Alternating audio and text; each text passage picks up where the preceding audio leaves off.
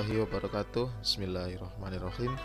Alhamdulillahirrabbilalamin. Wassalatu wassalamu ala sayyidil mursalin Sayyidina Muhammadin wa alihi washabihi ajmain. Amma ba'du.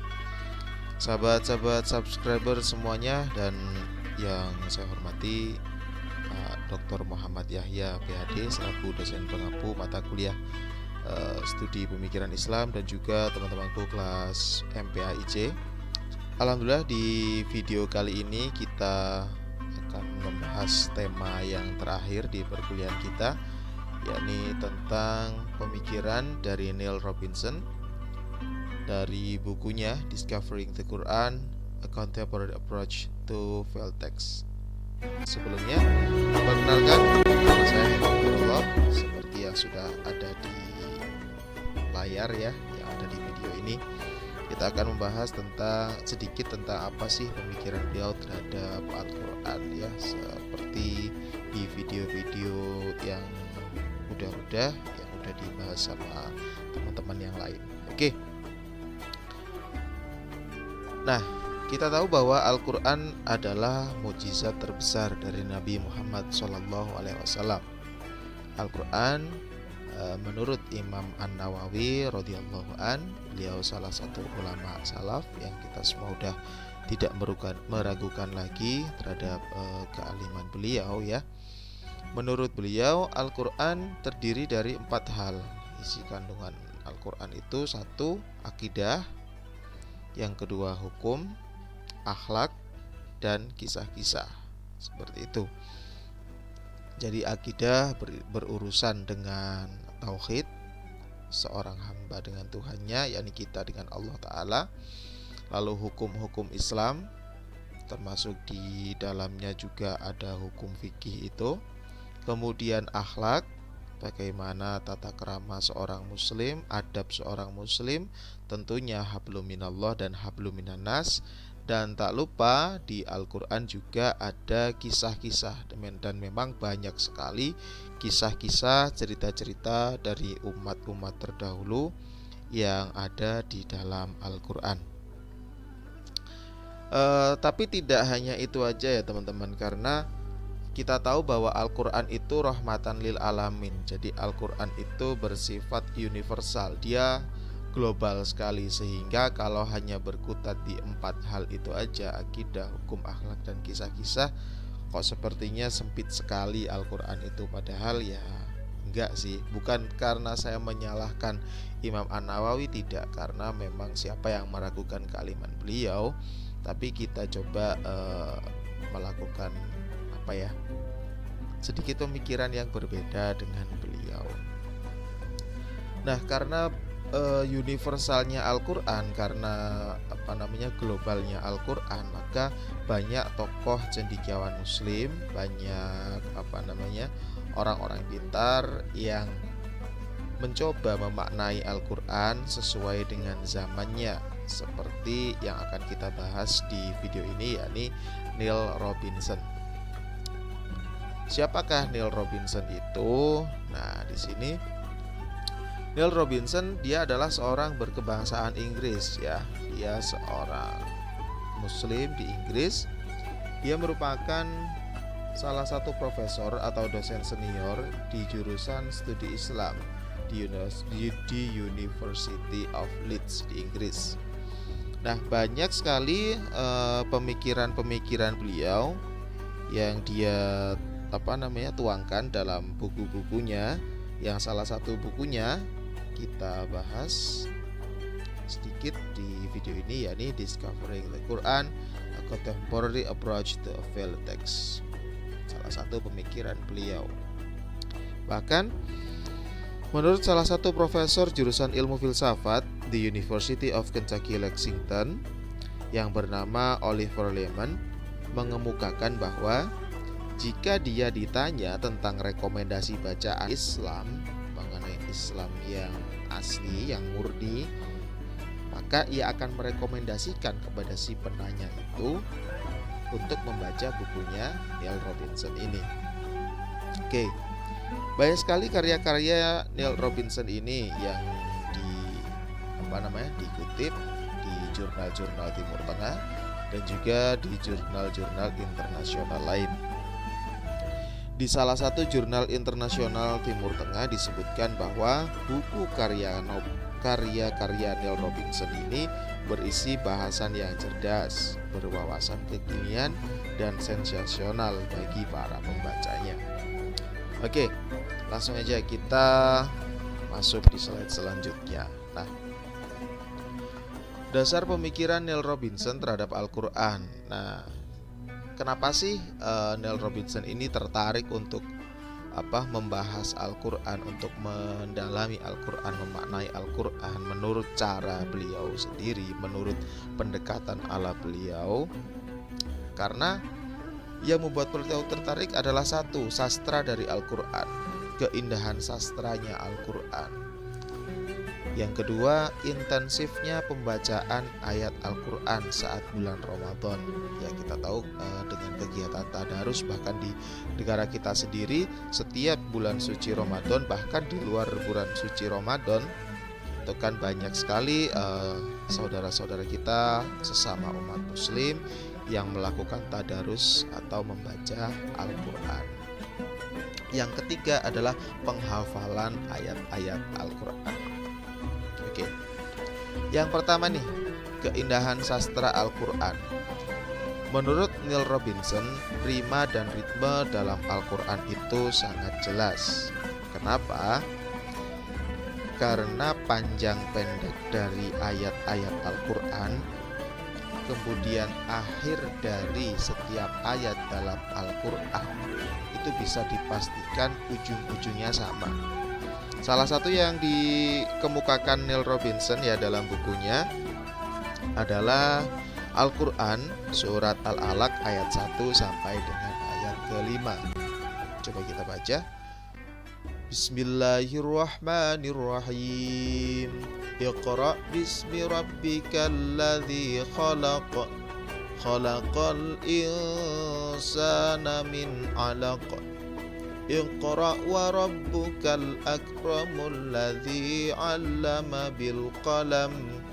'Allamal insana ma lam ya'lam. Shadaqallahul azim. Ayat ini ada dua rima menurut Neil Robinson. Bisa kita lihat di ayat pertama, Iqra bismi rabbikal ladzi khalaq, diakhiri dengan huruf qaf. Di ayat kedua juga sama, khalaqal insana min 'alaq, diakhiri dengan huruf qaf. Akan tetapi di ayat ketiga, 4, dan 5 diakhiri dengan huruf mim. Semuanya diakhiri dengan huruf mim. Jadi ini sangat jelas, rimanya dari ayat-ayat ini terlihat sangat jelas. Kalau kita coba lihat di contoh yang lain, misalnya saja di Al-Quran surat Al-Ikhlas. Bismillahirrahmanirrahim. Qul huwallahu ahad, Allahus samad, lam yalid wa lam yulad wa lam yakul lahu kufuwan ahad. Shadaqallahul azim. Semua ayatnya diakhiri dengan huruf dal. Sudah jelas bahwa ada rima yang disusun di situ. Seperti sajak atau syair yang akhirnya atau rimanya selalu sama. Tak hanya rima, yang dibahas oleh Neil Robinson adalah ritme dalam Al-Quran juga sangat jelas. Satuan-satuannya sangat jelas, atau bisa dikatakan suku kata yang dibangun dalam pelafalannya itu sangat jelas. Misalnya Iqra bismi rabbikal ladzi khalaq, ada 11 suku kata kalau kita lafalkan. Khalaqal insana min 'alaq, 9 ganjil. Iqra wa rabbukal akram, 8. Alladzi 'allama bil qalam, 9. Allamal insana ma lam ya'lam, 10. Jadi tidak jauh berbeda antara satuan-satuan antara ayat satu dengan yang lain. Menurutnya, rima dan asonansi menjadi dasar pembagian ayat-ayat dalam Al-Quran. Jadi kalau misalnya akhirannya itu dal, seperti Quran surat Al-Ikhlas tadi, itu satu tema. Misalnya akhirannya huruf sin, seperti dalam Al-Quran surat An-Nas, itu satu tema. Begitu juga di ayat-ayat yang ada di surat-surat yang lainnya. Oke, next. Yang kedua yang menjadi poin penting dalam bukunya Neil Robinson menurut saya, yakni intensifnya pembacaan Al-Quran di bulan suci Ramadan. Nah, kita tahu bahwa Al-Quran diturunkan oleh Allah Ta'ala kepada Nabi Muhammad SAW di bulan suci Ramadan, yang kita kenal dengan peristiwa Nuzulul Quran. Nah, bagi umat Islam di seluruh dunia, tentunya juga kita yang ada di Indonesia, ada perasaan gembira ketika membaca dan mendengarkan bacaan Al-Quran. Apalagi kita bisa membaca Al-Quran, bisa menghatamkan Al-Quran di dalam bulan suci Ramadan, terutama di 10 hari terakhir Ramadan, untuk mencari fadilah, mencari keutamaan Al-Quran, mencari pahala yang lebih besar dari membaca Al-Quran di malam 1000 bulan atau malam Lailatul Qadar. Nah, dari seringnya membaca dan mendengarkan orang-orang membaca Al-Quran, Neil Robinson menyimpulkan bahwa ada 3 macam, ada 3 cara bagi orang-orang Muslim untuk membaca Al-Quran menurut Neil Robinson ya. Yang pertama, yakni pembacaan dengan cara hadir.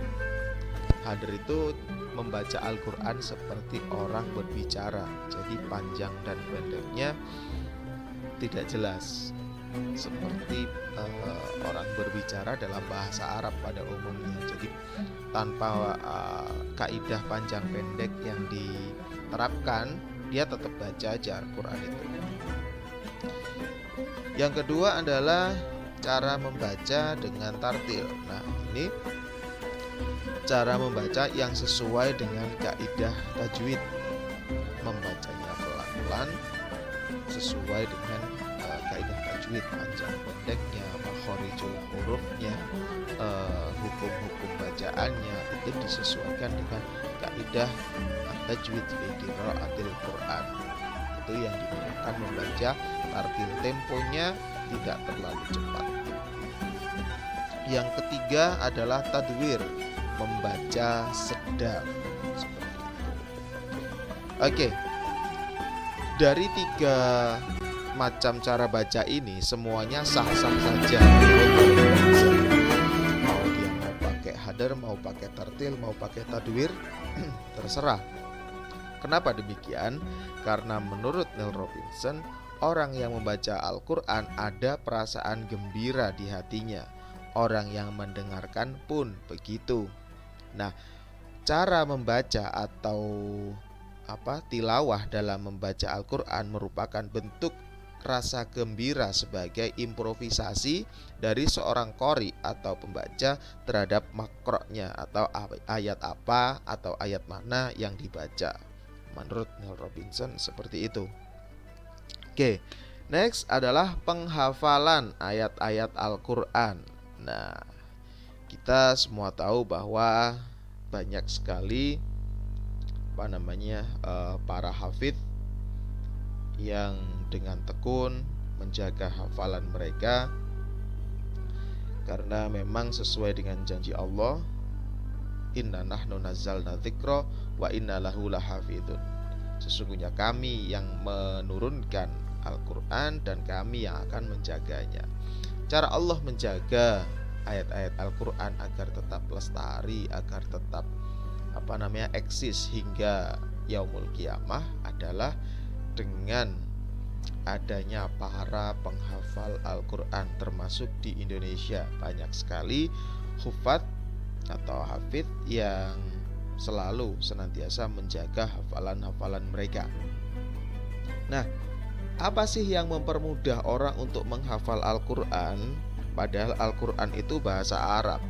Apalagi bagi kita orang ajam, orang non-Arab, bahasa Arab itu sesuatu yang asing, beda dengan bahasa kita. Intonasinya berbeda, kemudian cara melafalkannya juga berbeda. Itu sebuah pertanyaan yang sangat menggelitik ya, karena di sana Arab, yang di sini bukan orang Arab. Tapi kenapa Al-Quran itu dapat lebih mudah dihafalkan? Kalau kita melihat di Taman Pendidikan Al-Quran, di TPQ atau di TK Islam atau di Madrasah Diniyah, yang tempat anak-anak kecil untuk belajar ngaji di musola atau di masjid-masjid itu, mereka usianya masih 5 tahun, ada yang 4 tahun, ada yang 6 tahun, 7 tahun. Mereka masih anak-anak, tapi mereka rata-rata sudah bisa menghafal ayat-ayat dalam Al-Quran, walaupun tidak semuanya. Nah, menurut Neil Robinson, menghafal Al-Quran adalah wajib, karena Al-Quran adalah bagian dari rukun sholat, meskipun hafalnya tidak 30 juz. Jadi menurut Neil Robinson, kita harus hafal Al-Quran walaupun tidak 30 juz. Lumayan lah daripada nggak hafal sama sekali. Nah, kemudian dalam menghafal Al-Quran, salah satu sebabnya adalah karena sifat Al-Quran yang sangat musikal.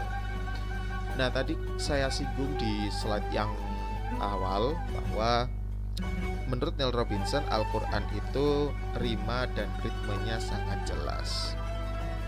Nah, di sini ada keindahan sastra, di sini ada keindahan bahasa yang disampaikan Al-Quran, yang dibawa oleh Al-Quran, yang mana membuat keindahan itu lebih bisa diterima oleh otak manusia, dan keindahan yang bisa diterima itu lebih mudah untuk dihafal seperti itu. Nah, satuan-satuan panjang pendeknya sangat jelas dan rima yang dibentuknya pun sangat indah. Nah, menurut salah satu budayawan kita, budayawan Indonesia, Sujiwo Tejo, beliau pernah menyampaikan bahwa bagiku Quran itu adalah musik. Karena apa? Satuannya sangat jelas, dan jika dituliskan dalam notasi maka akan membentuk sebuah musik yang indah. Kita bisa melihat bahwa seperti yang saya sampaikan tadi, anak-anak kecil di tempat ngaji, di masjid, di musola, dalam usia yang masih anak-anak bisa menghafalkan Al-Quran, sementara kita yang udah besar gini, yang udah dewasa, jangankan menghafal Al-Quran, menghafal pembukaan Undang-Undang Dasar 45 saja kita terkadang masih belepotan, apalagi menghafal pasal-pasal dan seterusnya. Kita lebih kesulitan dalam menghafal teks Indonesia daripada menghafal teks Arab. Kita lebih mudah untuk menghafalkan Al-Quran juz amma atau juz 30 daripada kita menghafal dan melafalkan Undang-Undang Dasar 45. Bukan berarti saya anti terhadap Undang-Undang 45, bukan. Tapi ini perbandingan bahwa kesucian Al-Quran, keindahan Al-Quran, keagungan, kemukjizatan Al-Quran ini salah satunya dari sisi sastranya, dan Al-Quran itu adalah sebuah kitab yang memiliki keindahan musikal yang sangat tinggi sehingga mudah untuk dihafal seperti itu. Dan ini membuktikan bahwa Al-Quran bukan buatan manusia. Al-Quran adalah kitab samawi, kitab yang didatangkan, kitab yang yang disampaikan oleh kekuatan langit. Oke. Nah, salah satu tokoh muslim yang sudah dibahas di video-video sebelumnya adalah Abdullah Said. Ya, beliau adalah tokoh cendekiawan muslim juga yang tidak diragukan lagi ya keilmuannya. Nah, kalau menurut Abdullah Said, Beliau dalam memahami Al-Quran menggunakan metode yang lebih kompleks dari Neil Robinson ya. Kalau menurut Abdullah Said, memahami Al-Quran beliau mengambil dari segi tekstualis, semi kontekstualis, dan juga kontekstualis. Artinya beliau sangat kompleks. Beliau melihat teksnya, beliau melihat konteksnya, dan beliau juga mengkorelasikan dengan apa yang terjadi saat ini, apa yang terjadi di kehidupan saat ini.